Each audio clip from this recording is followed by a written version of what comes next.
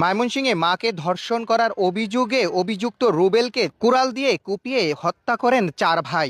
পরবর্তীতে পিবিআই অভিযান চালিয়ে সেই 4 ভাইকে গ্রেফতার করেছে। গ্রেফতারকৃত 4 ভাই পুলিশের গাড়িতে উঠেই বললেন সাংবাদিকদেরকে বিচারটা কইরেন ভাই।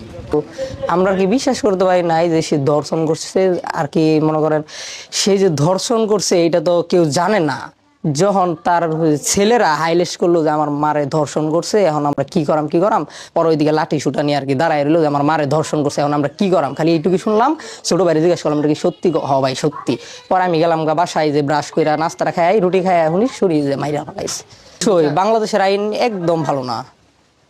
বাংলাদেশের আইন কিরকম হওয়া উচিত, আপনি একজন ধর্ষকের সাথে কিরকম হওয়া উচিত বলে আপনি মনে করেন? যদি মনে করেন শুধু এই বিষয়ই না, যে কোনো যদি প্রমাণ পাওয়া যায় একটা মহিলা বা একটা বাচ্চারে ধর্ষণ করছে, তাকে প্রকাশ্যে ফাঁসি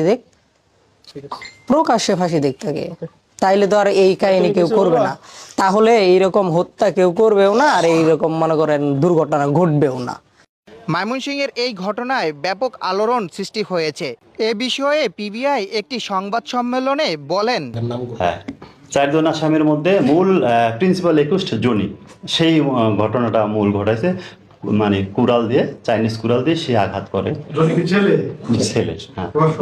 একটু শেষ করো নামগুলো পড়েন। হ্যাঁ, জনি, এরপর রহমত তার ছেলে, তারপর রকি তার ছেলে, তারপর ইমরাজ তার ছেলে। এই 4 জনই তার ছেলে। তার যে ছেলে, তার মধ্যে প্রিন্সিপাল একুস্ট জনি এবং এরা সহযোগী, এরা মিলে হত্যাকাণ্ডটি সংঘটিত হয় এবং ব্যবহৃত হয়েছে চাইনিজ কুড়াল দিয়ে আঘাত করে। এবং এই ঘটনাটি ঘটিয়ে জনির চাচা নাম আমজাদ তার কাছে গিয়েছিল যে আমরা তো এরকম একটা ঘটনা ঘটিয়ে ফেলছি, তো এখন আপনারা আমাদের সাথে যদি থাকেন তাহলে হেল্প হয়, যেহেতু ফ্যামিলির লোক। ঠিক আছে, এই আমজাদও এই বিষয়টা জানে আর কি। তো এই হলো প্রাথমিক স্টেটমেন্ট। এর সাথে আরও কেউ জড়িত কিনা, মানে এটা এখনো আমরা তদন্ত পর্যায়ে, যেহেতু আমরা কিন্তু এখনো তদন্ত পর্যায়ে আমরা আরো কিছু কাজ করতে।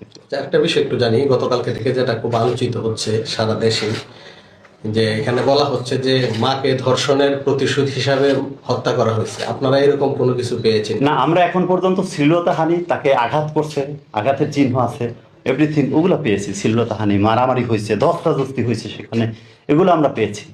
কিন্তু ধর্ষণের এটা চিকিৎসাধীন বিষয় এটা, এবং চিকিৎসকের ছাড়া তো আমরা তো কনফার্ম না। আর যেহেতু লেডি, আমরা তো ওইভাবে কনফার্ম না। ঠিক আছে, যদি কোনো এসে থাকে, চিকিৎসক যদি কোনো এইভাবে করে, তাহলে তো আমরা, কিন্তু এছাড়া তো আমরা